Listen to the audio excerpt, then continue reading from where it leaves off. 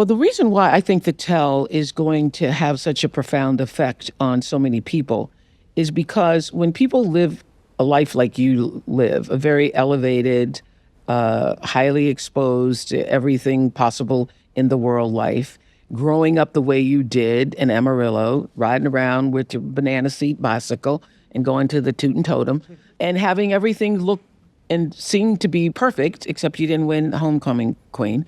I did not. It's hard to believe that traumatic things happen to you because people think when you have money that you can't have sadness or trauma or difficulties or challenges. So what happened during your first session with the therapist? Well, And what psychedelic did you use? And so just to go back to what we were saying about, I used MDMA. And the idea that I had seen other people in my life that had benefited from it and seen how that, I took note of that. And I saw how John had talked about, if we'd gone to dinner and someone had said, John, do you have siblings? He would say, no, I'm an only child, which is true because John lost his sister to suicide many, many years ago. And then one night after John had had his experience, we went to dinner. Someone said, John, do you have any siblings? And he said, no, he said, no, I'm sorry, I had a sister and she committed suicide.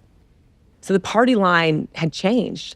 And I saw how he had changed. And I thought, well, I want that. I need that honesty. And that is why I decided, I think that there were so many reasons why I decided to do what I did at that moment in time. And I think that was, whether you believe in the divine God, how it all comes together, I don't know. But in this moment for me, it was the idea that I could no longer live with this secret. It was eating me up inside. It was killing me. And so. But you didn't know what you had the secret. At the time, you didn't know you had the secret. You just knew it was something. I didn't know the secret, but I did tell the practitioner that I knew I needed to really explore my childhood and sexual trauma. You knew that? I knew that, but I actually did not know what the trauma was. So when I went in to have the psychedelic assisted therapy session with a practitioner, there were so many reasons that set the stage. And I think it's so important for everyone to know this, that one, I had John.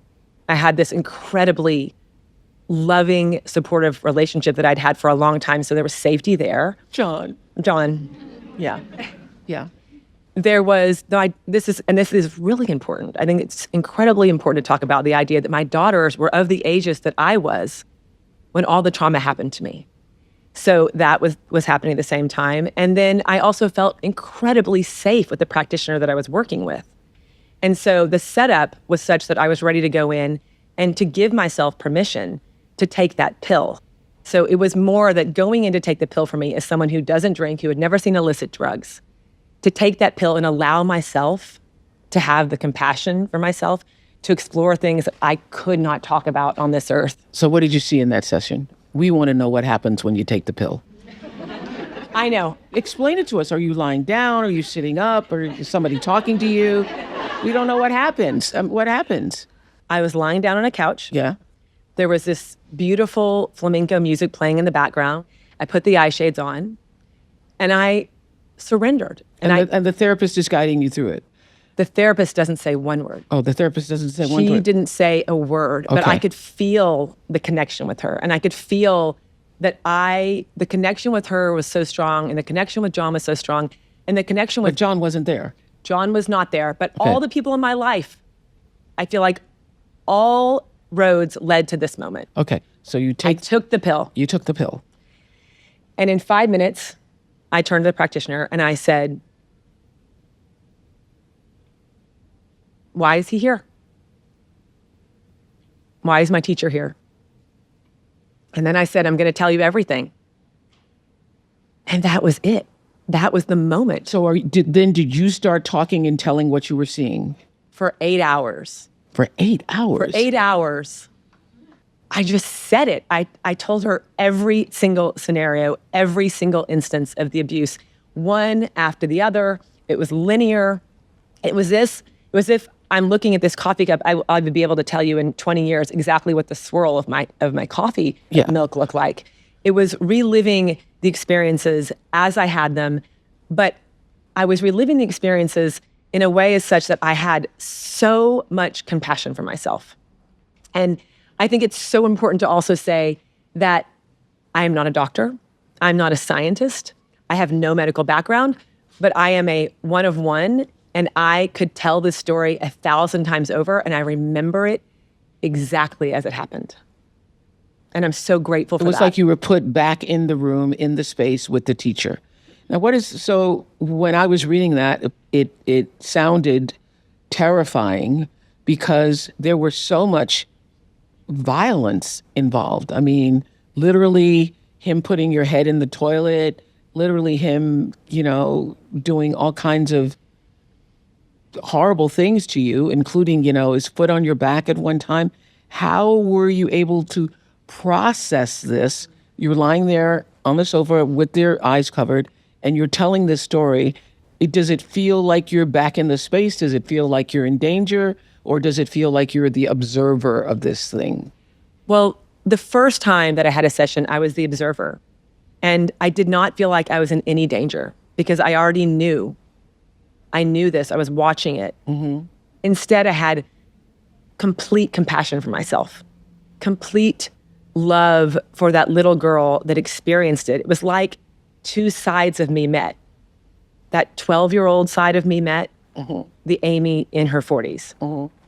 And it was as if we embraced. And no longer did I have to keep the secret.